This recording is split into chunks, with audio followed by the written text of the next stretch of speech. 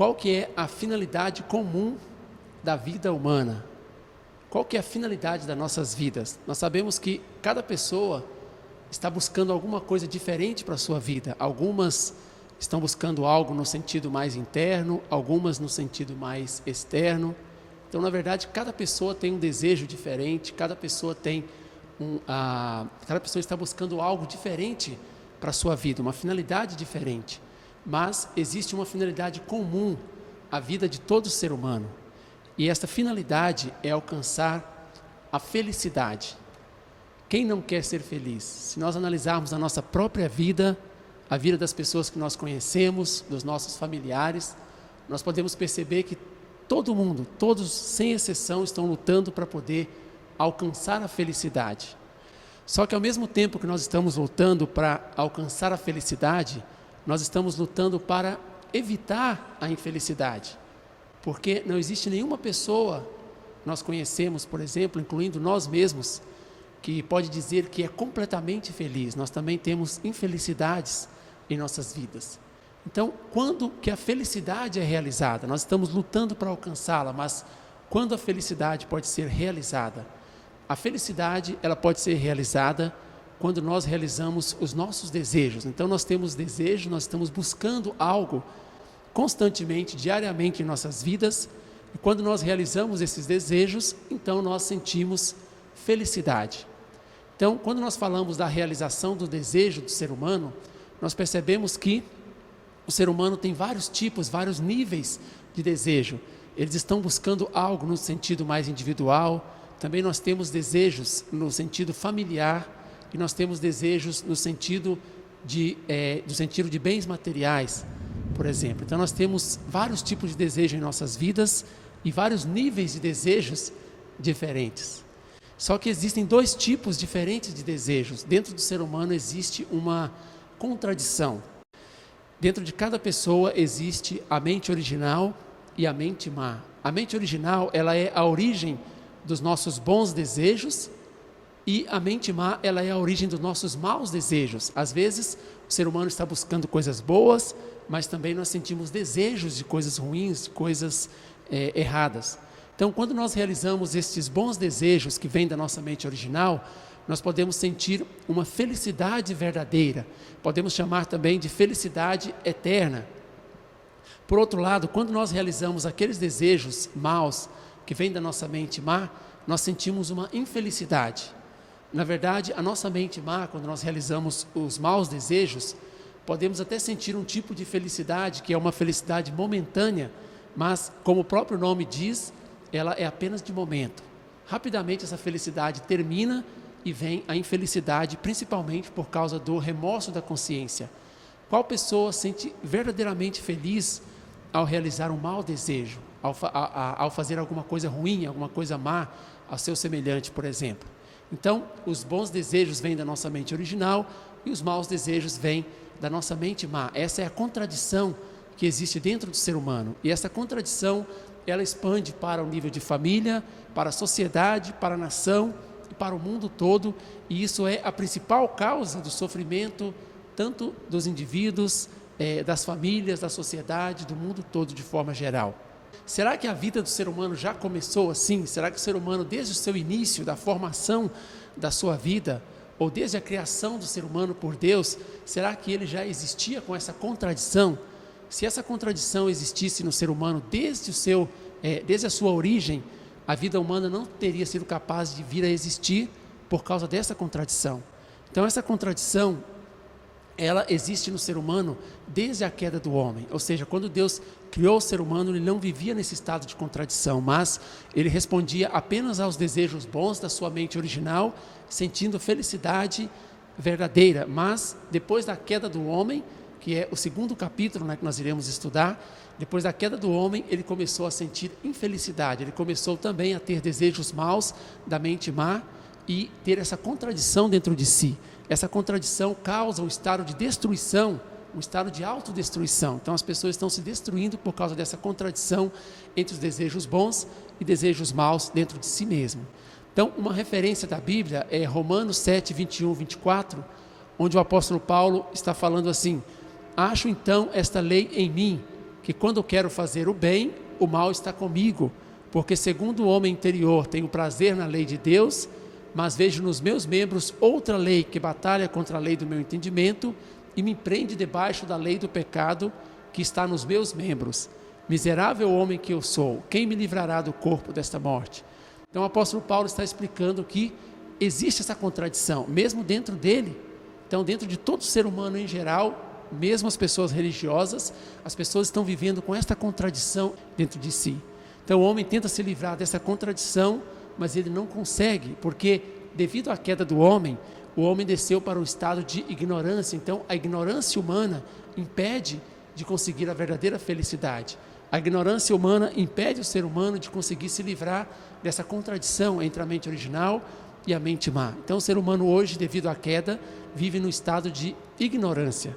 Quando nós lemos na Bíblia Efésios 4:18, está escrito assim: eles estão obscurecidos no entendimento e separados da vida de Deus por causa da ignorância em que estão, devido ao endurecimento de seus corações. Então a Bíblia também menciona sobre esta ignorância. O ser humano, por exemplo, não sabe sobre a questão do bem e do mal. O que é o bem, o que é o mal, qual que é a definição exata do bem e do mal. O que é a mente original, qual que é a origem da mente original do ser humano, a origem da mente má. De onde vêm os maus desejos que causam a infelicidade ao ser humano?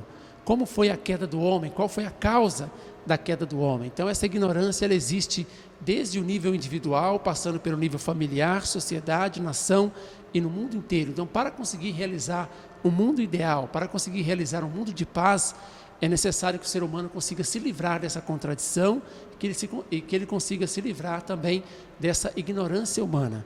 Como o ser humano é composto por dois aspectos, ele tem mente e tem corpo, então na sua mente surgiu uma ignorância que é chamada de ignorância interna. Por outro lado, no seu corpo surgiu uma ignorância que é chamada de ignorância externa. Por exemplo, o ser humano não sabe claramente sobre a finalidade da sua vida e sobre a sua origem. O ser humano é ignorante sobre essa questão. O ser humano não sabe como funciona o mundo espiritual, mesmo que nós acreditemos, alguns acreditam, outros não, mas mesmo aqueles que acreditam no mundo espiritual não sabem claramente como funciona o mundo espiritual. Também sobre a existência de Deus, as características de Deus, o ser humano não sabe claramente sobre isso. Também sobre a ignorância externa, o ser humano é ignorante com relação à base e às leis naturais que regem todo o universo. Então, o ser humano tem a ignorância interna na sua mente e tem a ignorância externa no seu corpo. Então, devido à queda, surgiu essa questão da ignorância humana que também causa aquela contradição e causa a infelicidade humana, como nós já mencionamos. A fim de poder resolver a questão da ignorância humana, Deus estabeleceu a religião e a ciência. Então a religião, ela trata com a ignorância interna. A finalidade da religião foi eliminar a ignorância interna do ser humano através de buscar o conhecimento interno, que seria a verdade interna. E a ciência, a finalidade da ciência é resolver, eliminar a ignorância externa do ser humano, através de ensinar, de dar o conhecimento externo, ensinando para o ser humano a verdade externa. Então a finalidade da religião e da ciência, cada uma trabalhando na sua área, uma na área interna, outra na área externa, é ajudar o ser humano a resolver a sua ignorância, ajudar o ser humano a resolver também aquela contradição.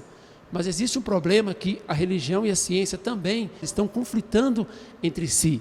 E como resultado disso, o ser humano continua vivendo na ignorância e continua sofrendo. Então, o que é preciso para o ser humano poder se livrar da ignorância e conseguir uma felicidade verdadeira? Para isso acontecer, é preciso que ocorra a união entre religião e ciência. Esse conflito entre religião e ciência precisa acabar.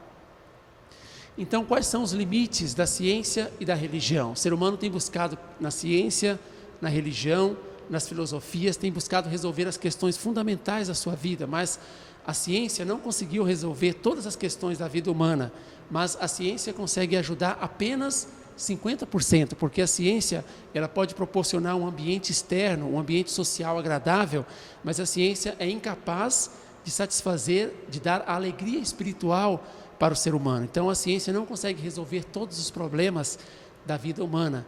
A filosofia e as religiões também, elas têm se esforçado de certa forma para poder resolver a parte da ignorância humana, mas mesmo que a filosofia, as religiões tenham trabalhado no sentido de ajudar o ser humano, ainda existem muitas perguntas sem respostas. E quando essas perguntas não têm resposta, então aumenta o ceticismo, as pessoas ficam descrentes, elas ficam incrédulas e cheias de dúvidas com relação às questões religiosas, com relação às questões filosóficas também. Então, a religião também tem o seu limite e não consegue ajudar completamente a vida do ser humano.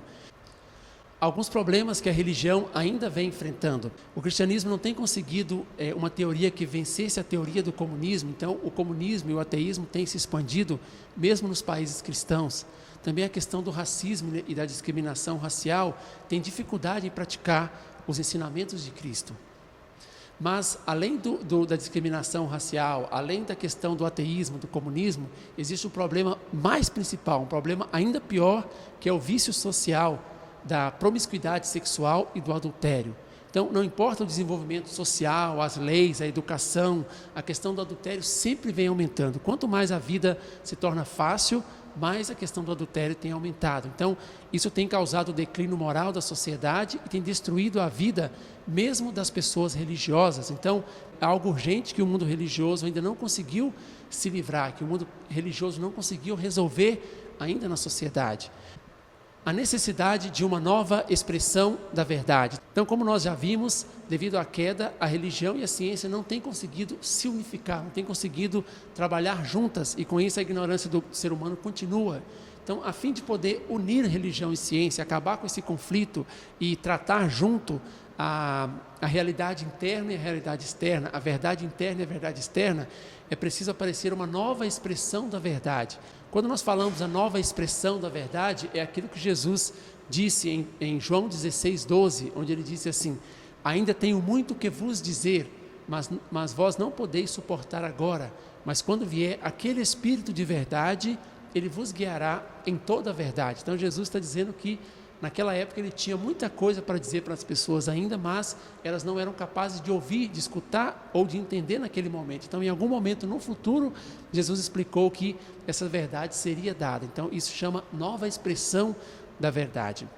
Também João 16:25, Jesus disse: vos tenho dito tudo isso por parábolas. Chegará a hora, porém, que não vos falarei mais por parábolas, mas falarei abertamente acerca do Pai. Então Jesus disse que naquela época ele tinha dito muitas coisas para o ser humano na forma de símbolos e também na forma de parábolas, mas que em algum momento no futuro ele daria essas palavras de forma aberta, de forma literal para as pessoas, para a humanidade. Então, isso significa essa nova expressão da verdade que nós mencionamos aqui. Quando nós falamos sobre verdade, nós sabemos que a verdade em si, ela é absoluta, eterna, única e imutável. Mas o método e a amplitude para poder ensinar essa verdade, ela deve mudar, porque o intelecto e a espiritualidade do ser humano, ele muda de acordo com que a época vai passando. Então, por exemplo, na época do Antigo Testamento, a verdade era transmitida através das leis para a humanidade. Já na época do Novo Testamento, Jesus ensinou novas palavras de verdade para a humanidade e não apenas repetiu aquilo que estava sendo dito no Antigo Testamento. Tanto é que as pessoas sentiam naquela época que tinha contradição entre o que Jesus estava dizendo e as leis do Antigo Testamento. Tanto é que Jesus teve que dizer assim: eu não vim para poder acabar, para poder abolir as leis, mas eu vim para poder cumpri-las, para poder aperfeiçoá-las.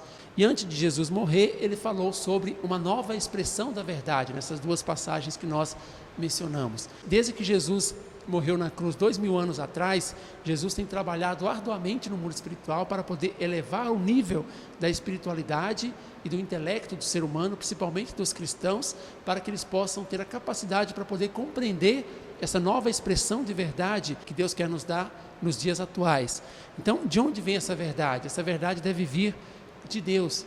Então, tanto a verdade das leis do Antigo Testamento, quanto a verdade na época do Evangelho e a nova expressão da verdade nos dias atuais, tudo isso vem de Deus, ou seja, são palavras que vêm de Deus. Quais são as missões da nova expressão da verdade? Então, o que essa nova expressão da verdade deve cumprir aqui na Terra? Primeiro, deve ser capaz de unir a religião e a ciência, deve ser capaz de trabalhar com a verdade interna e com a verdade externa de uma forma unificada. Através de unir a religião e a ciência, é possível resolver a ignorância humana, é possível resolver a contradição humana e é possível mostrar o caminho da felicidade através da mente original do ser humano. Então, a primeira missão da Nova Verdade é unir a religião e a ciência, a verdade interna e a verdade externa. A segunda missão da Nova Verdade é mostrar a existência de Deus, não somente através de uma forma intelectual, mas também através do coração e através do intelecto, porque o ser humano funciona nos dois aspectos. Para mostrar a existência de Deus, a Nova Verdade vai ser capaz de explicar sobre o propósito da criação de Deus, a queda do homem e também sobre a restauração. A terceira missão da Nova Verdade é acabar com os conflitos e guerras, acabar com os conflitos entre pensamentos, ideologias, religiões, acabar com os conflitos entre a democracia e o comunismo, entre o espiritualismo e o materialismo. Essa nova expressão da verdade deve ser capaz de abraçar todas as religiões, ideologias e filosofias da história e resolver completamente o conflito que existe entre elas. A quarta missão da Nova Verdade é estabelecer uma família humana sob Deus. Para estabelecer uma família humana sob Deus, é preciso ensinar para a humanidade que Deus está na posição de pais e que o ser humano está na posição de filhos. Então, todos são irmãos e irmãs. Então, por isso devem viver unidos e assim viver como uma família humana sob Deus. A quinta missão da Nova Verdade é restaurar o homem de volta ao seu estado original. A Nova Verdade deve ser capaz de restaurar o homem de volta, trazer o homem de volta para o seu estado original. Para poder fazer isso, ela deve então explicar qual que é o estado original do ser humano e qual que é o estado atual do ser humano. Ela deve ser capaz de resolver as questões fundamentais da vida, ensinar a sua origem, o resultado da queda e também o caminho da restauração. A sexta missão da Nova Verdade, esclarecer os difíceis mistérios da Bíblia. Então, quando nós lemos a Bíblia com coração aberto, quando nós lemos a Bíblia para poder buscar a verdade de Deus para nossas vidas e buscar respostas, muitas vezes nós encontramos mistérios difíceis de serem solucionados. Por exemplo, quando nós falamos do fruto da queda, se o fruto da queda for literal, um fruto, uma maçã, por exemplo, ou qualquer outro fruto, por que então, em Mateus 15:11, Jesus está dizendo que o que entra na boca não mata, não contamina o homem, e sim o que sai? Então, se por acaso não for literal, então qual que é a real causa da queda humana? Qual que é o significado do fruto da queda? João 16:25 está dizendo: vos tenho dito tudo isso por parábolas. Então, muitas partes na Bíblia está escrito por meio de símbolos e parábolas. A Nova Verdade deve ser capaz de esclarecer claramente sobre isso. Então, outro mistério da Bíblia que nós temos que a Nova Verdade deve responder: uma vez que Deus é onipotente, por que Ele não resolveu, por que Ele não evitou a queda do homem? Uma vez que Ele podia saber, Ele era onipotente e onisciente, Ele podia saber e Ele tinha poder para poder evitar. Então, por que Ele não evitou a queda do homem que causou tanto sofrimento aos seus filhos? Então, tem vários mistérios na Bíblia que devem ser respondidos, solucionados através dessa nova expressão da verdade. Também sobre a crucificação de Jesus, nós aprendemos pela Bíblia que a crucificação de Jesus causou a salvação da humanidade, mas mesmo que nós recebemos a salvação através da crucificação de Jesus, por que nós ainda continuamos com o pecado original em nós? Por que os pais continuam transmitindo o pecado para os seus filhos e nós somos incentivados a levar uma vida de fé para poder eliminar o pecado? Sobre a volta de Cristo, quando, onde e como, também tudo isso a Nova Verdade deve ser capaz de esclarecer para o ser humano nos dias atuais. Como será possível a realização de uma família humana sob Deus? Então, quando essa nova expressão da verdade aparecer, então vai ensinar claramente para o ser humano sobre a realidade de Deus e sobre a realidade do mundo espiritual. Então, com isso, o ser humano vai perceber que a finalidade fundamental da sua vida não deve ser colocada no mundo da matéria, que é um mundo passageiro, mas deve ser colocado no mundo interno, que é um mundo eterno. Então, o ser humano viverá como irmãos e irmãs com a mesma finalidade, viverá como uma única família humana sob Deus. Então, ninguém prejudicará o seu próximo para o seu próprio benefício, porque o sofrimento que lhe advém do remorso da consciência será maior do que as vantagens que ele obtém do seu ganho injusto. Então, nenhuma pessoa irá ser capaz de maltratar o seu próximo, será capaz de prejudicar o seu próximo, porque todos estão reconhecendo que a finalidade máxima da sua vida deve ser colocada no mundo interno do Espírito, que é um mundo eterno, e também estará reconhecendo Deus como Pai da humanidade. Então, naturalmente, todos serão irmãos e irmãs, cada um estará sentindo o coração do outro de forma horizontal. Então, por isso, ninguém prejudicará o seu próximo e as pessoas poderão viver como uma família sob Deus. Então, a sociedade que viver reconhecendo Deus como verdadeiro Pai, ninguém conseguirá cometer pecado algum, porque quando a pessoa cometer algum tipo de pecado, essa pessoa sentirá a mesma dor do coração de Deus. Então, nenhuma pessoa será capaz de cometer nenhum tipo de pecado. Se o homem conhecesse Deus e conhecesse a lei celeste, ele não ousaria cometer pecado algum. Então, até hoje, as pessoas têm cometido pecado porque a visão de Deus tem sido uma visão na forma de conceito e não uma visão na forma de experiência viva. Então, as pessoas têm visto Deus como um simples conceito a mais. Mas quando as pessoas começarem a sentir Deus, ter uma experiência viva, entendendo as características de Deus, o plano original de Deus e principalmente o coração de Deus, as pessoas serão incapazes de pecar. Então, o homem precisa ter uma experiência viva com Deus. E essa nova expressão da verdade deve ser capaz de proporcionar isso para o ser humano. Então, este mundo sem pecado pode ser chamado de reino do céu na terra. Em outras palavras, uma família sob Deus. Essa nova expressão da verdade que nós mencionamos agora e mostramos os versículos na Bíblia, condizentes, essa nova expressão da verdade não virá apenas de pesquisas acadêmicas, também não virá através de intensa leitura das Escrituras e nem de método intelectual humano algum. Essa nova verdade deve vir como uma revelação de Deus, como está escrito em Apocalipse 10:11. Importa que profetizes outra vez a muitos povos e nações e línguas e reis. Então nós desejamos com o mais profundo coração que essa luz da verdade encha rapidamente toda a terra. Muito obrigado.